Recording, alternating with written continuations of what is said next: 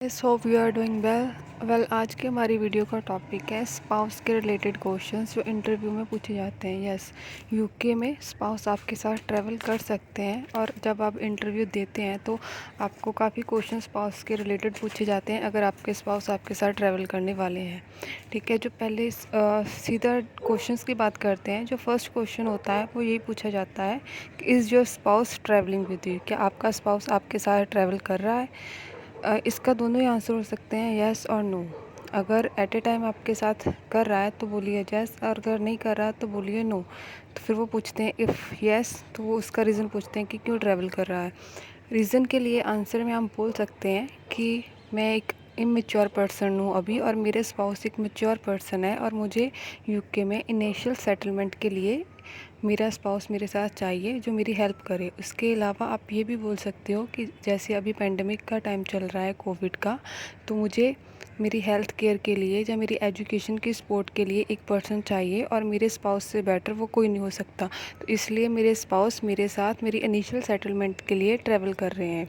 ठीक है, अगर आप बोलते हो नहीं तो इसके भी रीज़न पूछते हैं कि वो क्यों नहीं ट्रैवल कर रहे। अगर आप मैरिड हो तो आपके स्पाउस आपके साथ क्यों नहीं ट्रैवल कर सकते, उसका भी आपको रीज़न बताना पड़ेगा। उसके रीज़न में आप क्या बोल सकते हो, आप बोल सकते हो कि मेरी फैमिलीज़ के टाइज़ है यहाँ पे। आप बोलोगे कि मेरे पेरेंट्स है, मेरे पार्टनर के पेरेंट्स हैं यहाँ पे, तो उसकी जो टेक केयर करनी है वो मेरा स्पाउस करेगा। बिकॉज़ मेरी जो कोर्स की ड्यूरेशन है, बिकॉज़ जो मास्टर वाले होते हैं उन्हीं के साथ उनका स्पाउस ट्रैवल करता है, और मोस्ट ऑफ़ द कोर्सेज़ जो ड्यूरेशन होती है 1 ईयर या फिर 1.5 ईयर होती है। तो आप बोल सकते हो कि ये बहुत स्मॉल पीरियड ऑफ टाइम है जिसमें मैं जब मेरा फोकस है वो स्टडी पे है, और मेरा जो पार्टनर है वो मेरे टाइस की केयर करेगा। और ये आप ये भी बोल सकते हो, अगर आपके स्पाउस ने आपके बाद ट्रैवल करना है तो सीधा नो मत बोलिए। आप बोलिए कि हाँ, अभी जो मैं हूँ मैं मेन स्टडी के लिए जा रहा हूँ, बाद में मेरा स्पाउस मेरे पास आ सकता है क्योंकि अभी उसके पास रिस्पॉन्सिबिलिटीज़ है, उसकी जॉब है या उसकी टाइज़ है जिसकी रिस्पॉन्सिबिलिटीज़ है। But after some time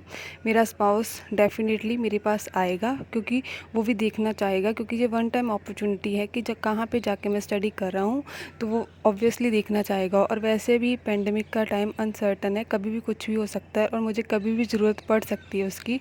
in case अगर मुझे फ्यूचर में उनकी ज़रूरत पड़ी तो ही और she definitely travelling to UK. तो आप ये आंसर बोलिए, कभी भी डायरेक्ट नो मत बोलिए। अगर आप नहीं भी बोलना चाहते तो हाँ, आप बोल दीजिए कि टाइज़ हैं वो बाद में ट्रैवल कर सकते हैं। कभी भी मना मत कीजिए, क्योंकि हर किसी का स्पाउस जाता ही है बाद में, चाहे जाए। इस क्वेश्चंस के बाद जो मेन क्वेश्चन आता है वो यही पूछा जाता है, व्हाट विल ही और शी डू इन यूके, आपका स्पाउस यूके में जाके क्या करेगा।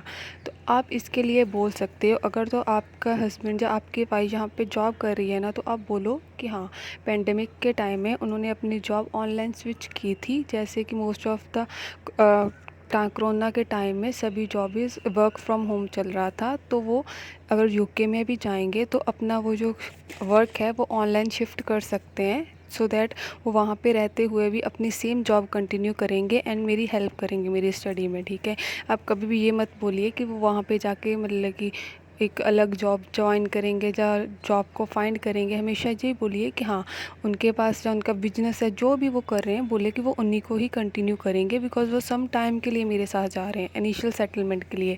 अगर मैं एक बार वहाँ पे जाके सेटल हो गई तो वो अपनी जॉब या अपने बिजनेस के लिए वापस इंडिया आ जाएंगे, और जब भी मुझे उनकी कभी भी ज़रूरत पड़ेगी तो वो मेरे पास आ सकते हैं। एक बार उनके पास वीज़ा होगा, वो इंग्लैंड से इंडिया ईज़िली ट्रैवल कर सकते हैं एज़ पर आर रिक्वायरमेंट। ठीक है, कभी भी ये मत बोलिए कि उन्होंने वहाँ पे जाके जॉब करनी है या मेरी हेल्प करेंगे जॉब करके, ये कभी मत बोलिए। देन जो इसके बाद क्वेश्चन आता है वो होता है, हु विल फंडिंग हिज और हर एक्सपेंसेस इन यूके, आपके स्पाउस के जो एक्सपेंसेस होंगे यूके में, जो लिविंग कॉस्ट होगी वो कौन फंड करेगा। ठीक है, ये आप पे डिपेंड करता है कि आप अपने फाइनेंस वाले क्वेश्चन में क्या आंसर दे रहे हो। अगर तो आपके हस्बैंड के अकाउंट में पैसे हैं और आपके हस्बैंड वर्किंग है, तो आप बोल सकते हो कि उनके पास प्रीवियस सेविंग है इतनी कि वो अपने एक्सपेंसेस उठा पाएँ। और साथ में साथ ये भी बोल सकते हो कि अगर वो जॉब कर रहे हैं या बिजनेस कर रहे हैं तो बोलोगे कि उनको इनकम आ रही है जिनसे वो अपना सारे जो फंड्स है और एक्सपेंसेस है वो इजीली निकाल सकते हैं। और अदरवाइज़ जो भी उनको फ़ंड कर रहा है तो बोल सकते हो कि वो हमारी हेल्प कर रहा है, वही मेरे पार्टनर की भी हेल्प करेगा, क्योंकि हमारे अकाउंट में इतने पैसे हैं, इनकी हेल्प से वो हमें फ़ंड करेंगे। जेन्युइन रहिए, जो आपका रियल आंसर है वही बताइए इसमें। इसके अलावा वो आपके जो स्पाउस का करंट वर्क है, अगर आप बोलोगे कि वो वर्किंग में है, अगर वर्क कर रहे हैं, तो वो आपसे डेफ़िनेटली पूछेंगे कि वो क्या वर्क कर रहे हैं, किस कंपनी में कर रहे हैं, जब बिज़नेस कर रहे हैं कौन सा बिज़नेस कर रहे हैं, उनके इनकम सोर्सेज़ के बारे में वो आपसे पूछ सकते हैं कि हाँ उनकी कितनी इनकम है, मंथली कितनी है, ईयरली वो कितना कमाते हैं। ऐसा सब आपसे क्वेश्चन पुट किए जा सकते हैं। वो केस टू केस वेरी करता है कि आप क्या आंसर दे रहे हो, उसी के अकॉर्डिंग आपके क्वेश्चंस बनते हैं।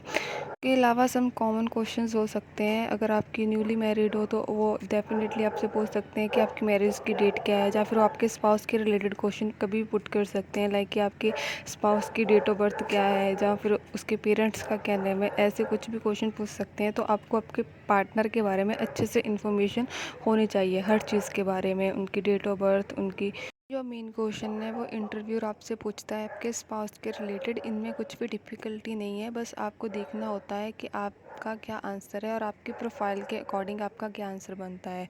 जो भी है रियल आंसर दीजिए और उसको जस्टिफाइबल हो आंसर, ऐसा नहीं कि आप कुछ भी बोल दो और वो आप में जस्टिफाई ही ना हो, ठीक है। बस यही मेन क्वेश्चन थे जो पूछे जाते हैं। Well prepare guys, all the best for your interview and thank for watching. Please like, share and subscribe my channel. Bye bye.